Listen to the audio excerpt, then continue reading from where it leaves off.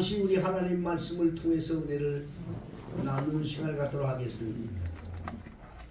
예수님이 세상에 오시게 된 것은 세상의 모든 성인들처럼 시대의 흐름 속에 어쩌다 보니까 위인이 세상에 태어나서 많은 사람들의 영향을 끼치고 세상을 떠난 어떤 성인들 중에 한 사람으로 온 것처럼 이렇게 생각하는 사람들이 많이 있습니다.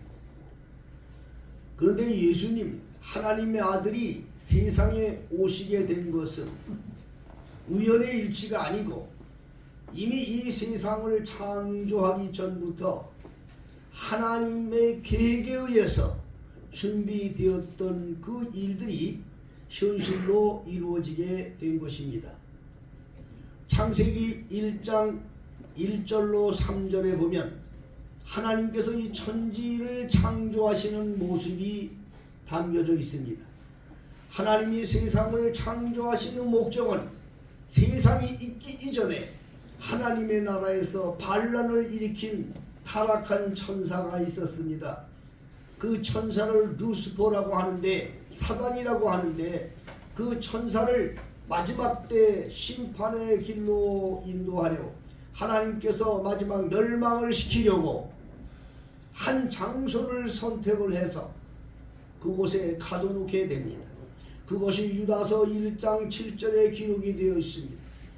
하나님께서 자기 지위를 지키지 아니한 타락한 천사들을 결박해서 흑암에 가두었다, 그렇게 말씀하고 계십니다. 이 타락한 천사들을 가둔 장소가 바로 세상입니다. 창세 이전부터 이루어졌던 계획입니다. 이 타락한 천사들, 마귀들을 가두어서 그 마귀들로 하여금 지옥으로 보내려고 그 예표가 시작이 되고, 하나님께서 하나님의 아들이 이제 그 심판의 주인으로 시작이 되는데, 그 출발이 창세기 1장에 있는 것입니다. 캄캄하고 어두운 세상에 하나님이 빛이 있으라 하심에 빛이 있었으니, 하나님이 빛을 만드셔서 그 캄캄한 세상을 빛과 어둠으로 나누셨습니다. 하나님의 심판이 시작이 된 겁니다. 그 빛이 누구냐? 바로 예수 그리스도라고 요한복음 1장에 기록하고 있는 것입니다. 예수님이 지금으로부터 2000년 전에 세상에 오신 것은, 그것은 사람들 눈에 비치게 하기 위해서, 사람들 눈으로 하나님을 보게 하기 위해서 하나님이 하신 것이지, 실제 하나님의 심판은 창세 이전부터 시작이 된 걸 여러분 깨닫기를 주의 이름으로 축복합니다. 이 세상 만들기 전부터 이미 하나님이 계획하시고 하나님이 세상을 심판하시려고 계획했다, 그 말입니다. 그래서 그 예수님이 세상에 오는데 창세기 1장에는 빛으로 오셨고, 그 이후는 예수님이 육신을 입고 세상에 오시는데, 예수님이 하나님의 아들이 되어서 세상에 온 것을 그 수많은 세월 속에서 많은 선지자들이 예언을 했습니다. 그 많은 예언들 중에 뭐 베들레헴에서 태어난다, 뭐 한다, 이런 것도 있지만 가장 중요한 예언이 뭐냐? 이것이 바로 이사야서 7장 14절에 기록된 말씀인 것입니다. 한 아들을 줄 텐데 보라, 징조로 보이는데 처녀가 잉태하여 아들을 낳을 것이다. 이것이 지금으로부터 주전 600년 이전에 선지자들에 의해서 이미 얘기한 거예요. 이게 징조라 이 말이야. 이게 징조라 이 말이야. 그러면 그 사람은 그냥 헛소리 한 게 아니에요. 그분이 그렇게 말씀한 것도 헛소리 한 게 아니라 이 말이에요.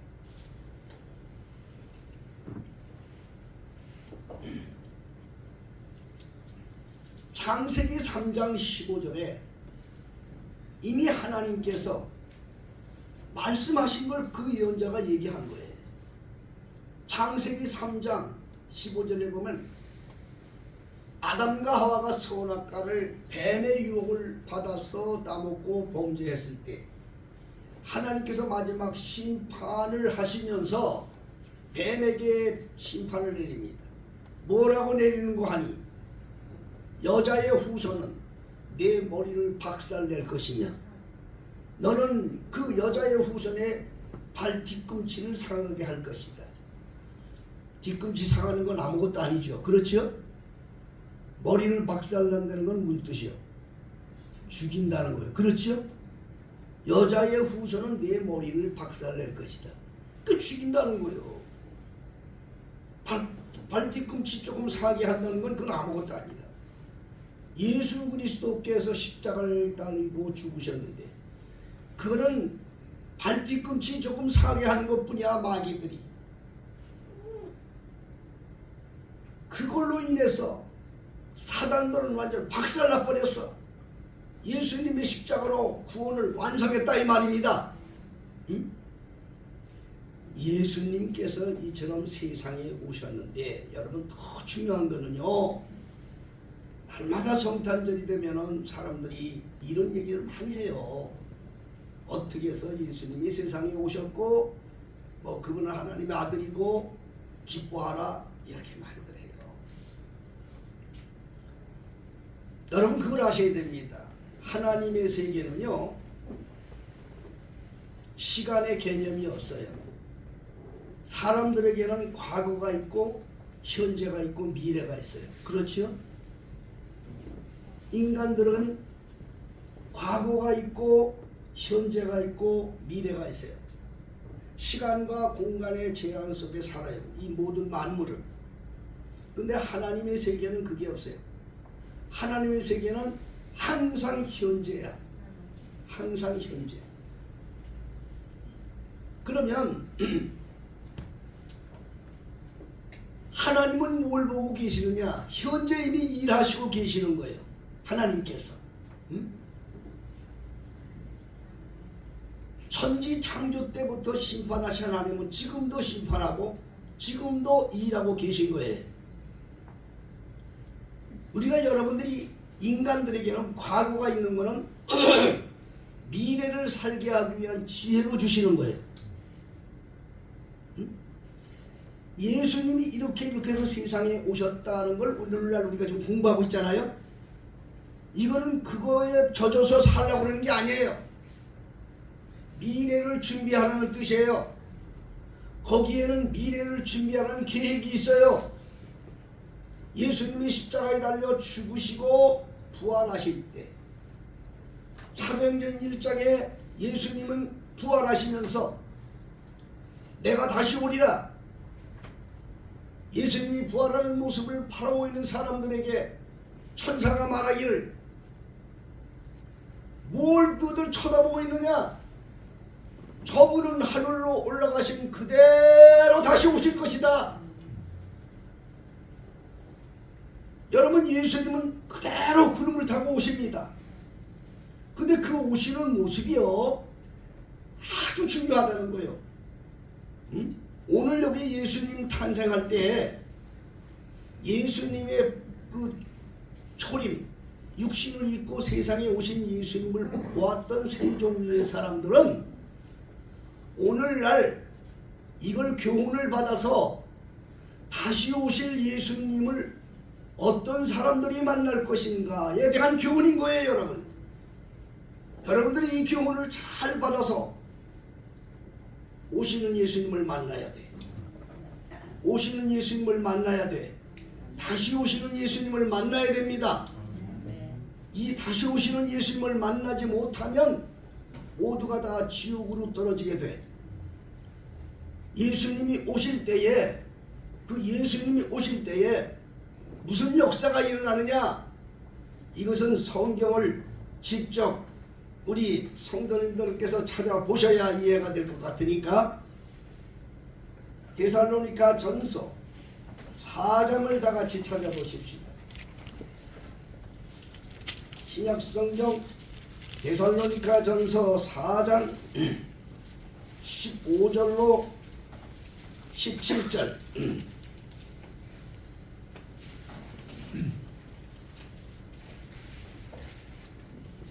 데살로니가 전서 4장 15절로 17절을 제가 봉독을 하겠습니다. 예수님이 오실 때 다시 오시는 예수님의 현상입니다.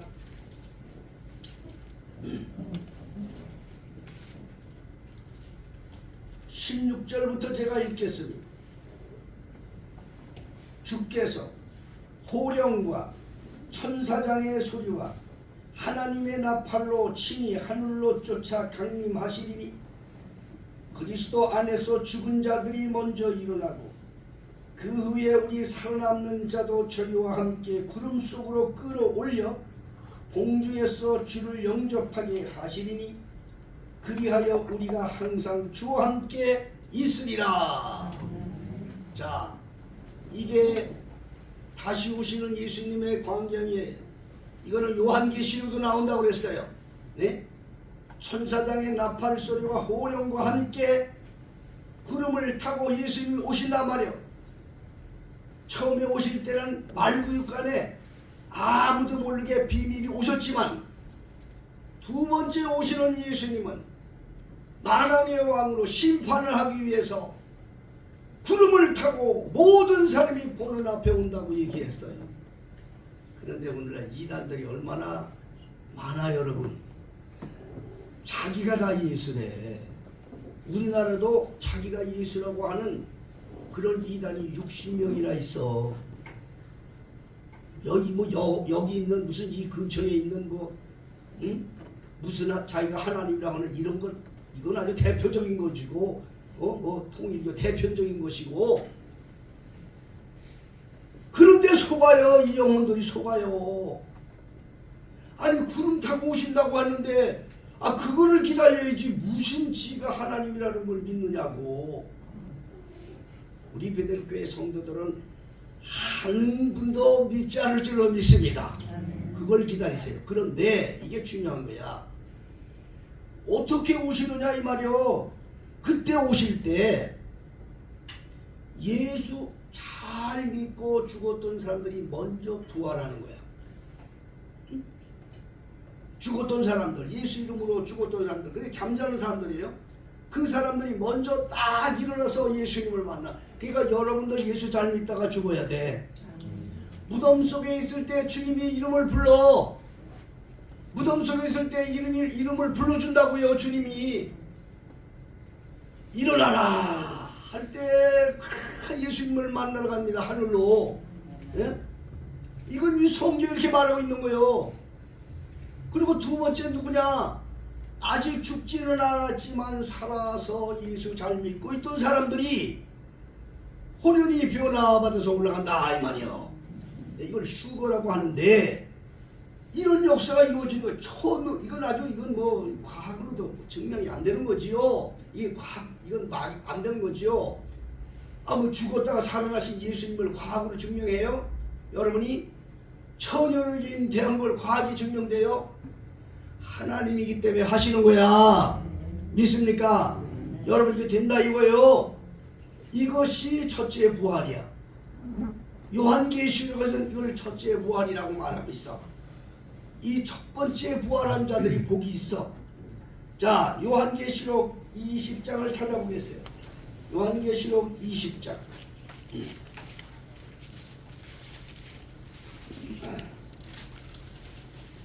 요한계시록 20장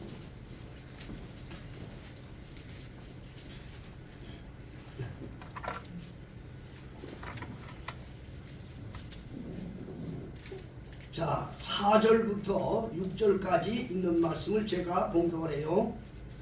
또 내가 보좌들을 보니 거기 앉은 자들이 있어 심판하는 권세를 받았더라. 또 내가 보니 예수의 증거와 하나님의 말씀을 인하여 목배임을 받은 자의 영혼들과 또 짐승과 그의 우상에게 경배하지 아니하고 이마와 손에 그 표를 받지 아니한 자들이 살아서 그리스도로 더불어 1000년 동안 왕노로 타니 그 나머지 죽은 자들은 그 1000년이 차기까지 살지 못하더라. 이는 첫째 부활이라. 이 첫째 부활에 참여하는 자들은 복이 있고 거룩하도다. 둘째 사망이 그들을 다스리는 권세가 없고 도리어 그들이 하나님과 그리스도의 제사장이 되어 1000년 동안 그리스도로 더불어 왕노로 타리라. 첫째 부활한 자들, 예수님이 오실 때 처음에 무덤 속에서 부활하고 살아서 호련히 변화돼서 하나님을 만난 사람들이 천년왕국에 이르러서 예수님과 함께 왕노릇하게 되는데, 이걸 표현하신 거예요. 그만큼 권세와 능력과 영광을 누리는 세계로 들어간다, 그 말인 거예요. 여러분, 예수 잘 믿어야지. 종교인이 되지 말아야지. 우리 베들교회 성도들은 분명히 아셔야 돼요. 여러분, 이게 바로 첫째 부활이에요. 그러면 둘째 부활이 또 있어. 둘째 부활은 뭐냐? 심판받기 위해서 부활하는 거야. 이거는 나가기 싫어서, 영혼들이 나가기 싫어서 막 발버둥을 치는 그런 아주 엄청난 그와 같은 비극이 일어나는 부활이야. 근데 어쩔 수 없다니까. 여러분, 우리 영혼들은요 반드시 부활해야 돼요. 영생의 부활 아니면 심판의 부활, 둘 중에 하나를 해야 돼요. 자, 요한복음 6장, 요한복음 6장을 찾아보세요.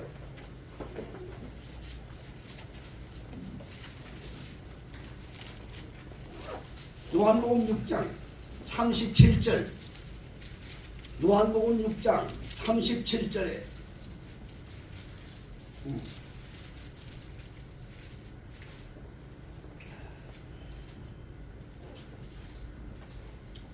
37절에 29절을 37절을 보겠습니다.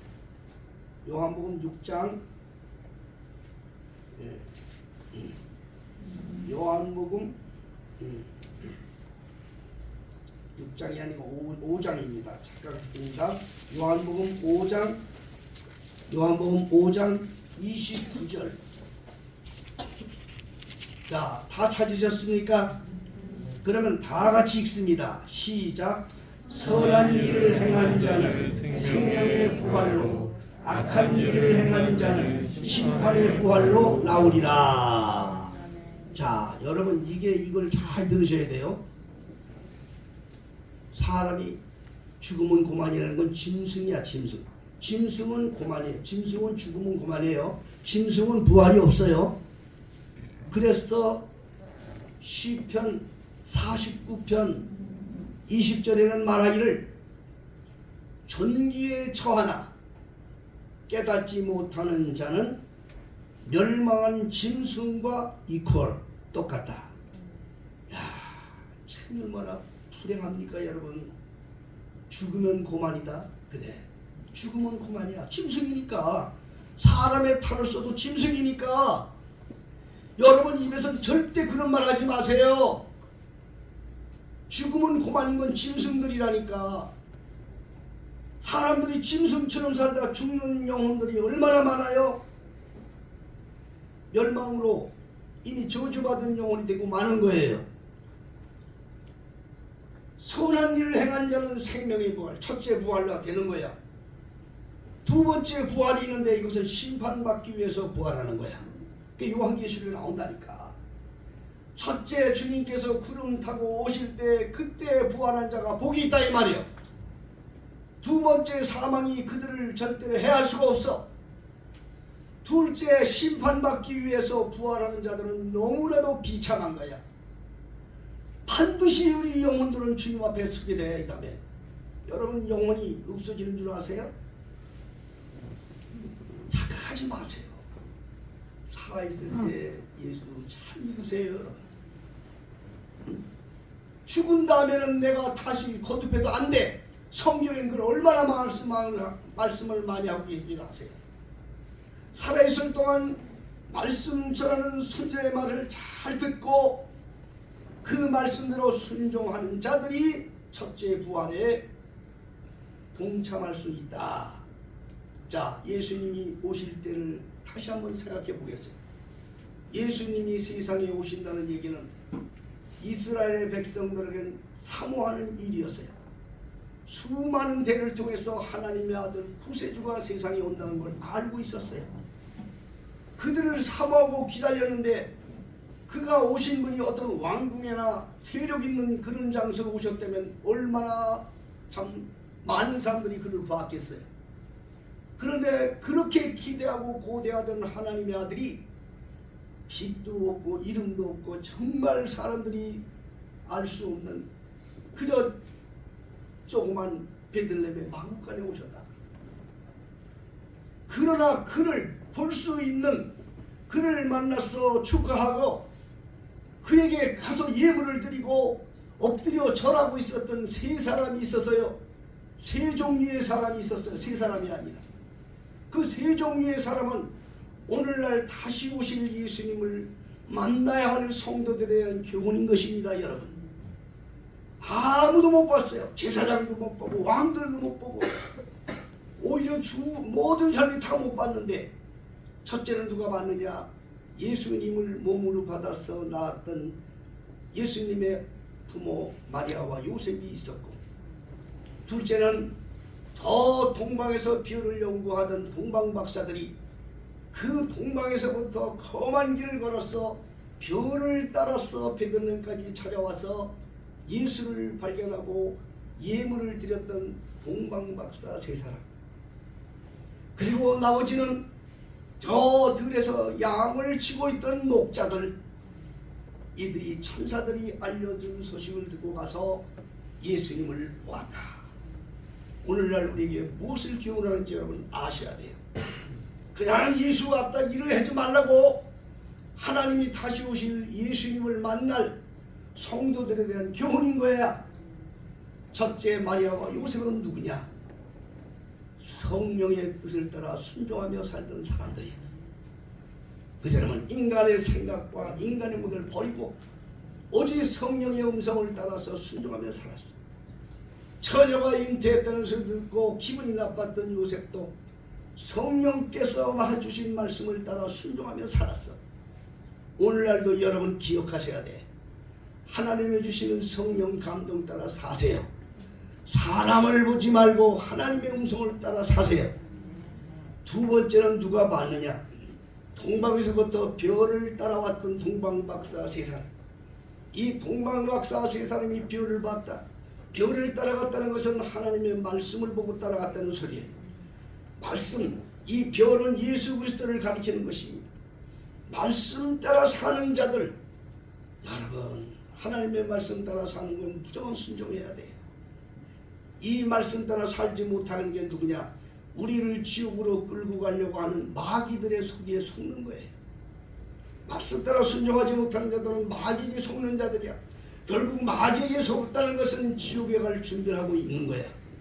박삼 예수님이 그 신비스럽게 강림하실 때에 부활하지 못하고 또 휴거되지 못하고 세상에 그냥 남아있다가 마지막 심판 때에 그때 비로소 영혼들이 하나님 앞에 서서 멸망의 그 지옥으로 떨어지는 불행한 저주받은 영혼들의 판결에 서게 되는 거예요. 여러분, 제일 불행한 건 지옥으로 떨어지는 거야. 세 번째 누가 봤느냐? 동방 그 박사 그 사람 말고 세 번째는 들에서 양을 치고 있던 목자들이 봤다. 오늘 본문 말씀 그 말이에요. 들에서 양을 치던 목자들이 봤다. 이것은 신실한 교회의 목자와 신실한 교회의 목자들, 또 신실한 하나님의 교회를 갖고 사는 성도들에 대한 교훈인 거예요. 교훈인 거예요. 이런 자들이 훗날 다시 오시는 예수님, 앞으로 다시 오시는 예수님을 만나게 됩니다. 이 세 가지의 그 교훈을 가지고 있는 사람은요, 이미 그 마음속에 천국이 이루어진 사람이에요. 우리 심령 속에. 여러분, 천국이요, 이미 우리 심령 속에 이루어진 사람이 예수님을 부활하시는, 다시 오시는 예수님을 만날 수 있어요. 여러분 마음속에 천국이 이루어져 있는 분들은 아멘 해보세요. 예, 이게 제일 중요한 거예요.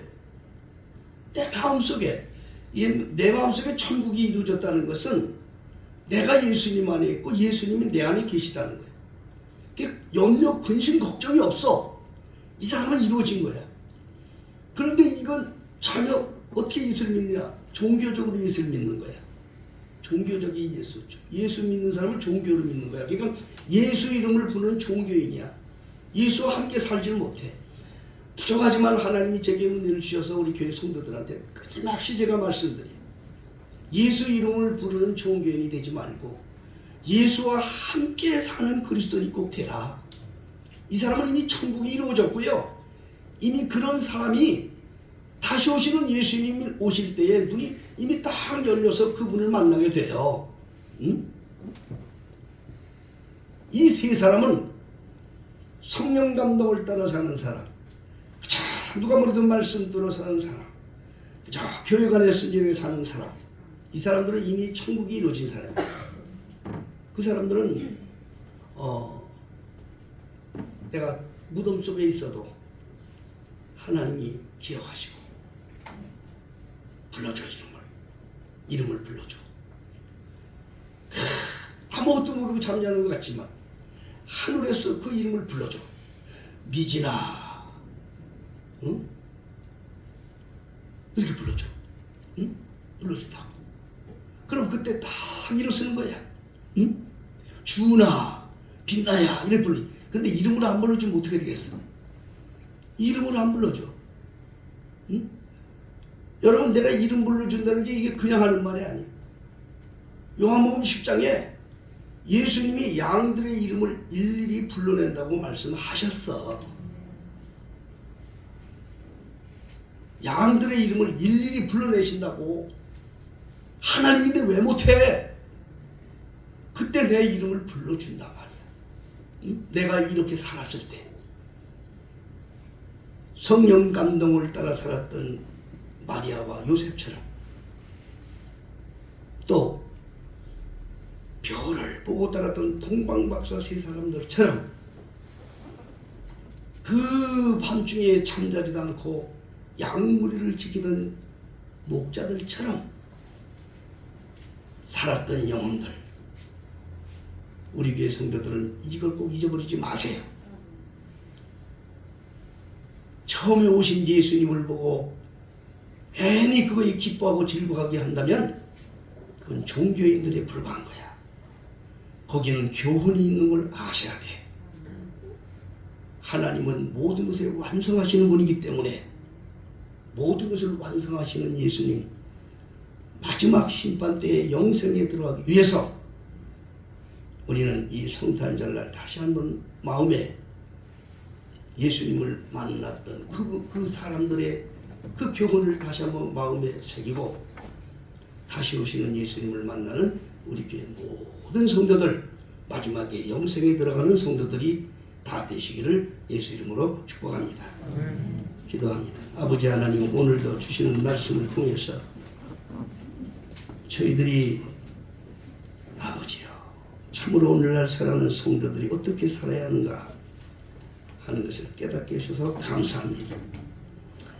아버지, 말구육간에 오신 예수님을 만났던 세 종류의 사람들의 그 신앙을 본받게 해주셔서 우리들도 그렇게 살아서 아버지요, 이제 심판의 주로 오시는 예수님을 만나서 영생 복락을 누리는 우리 베들교회 모든 성도들이 다 되게 하여 주시옵소서.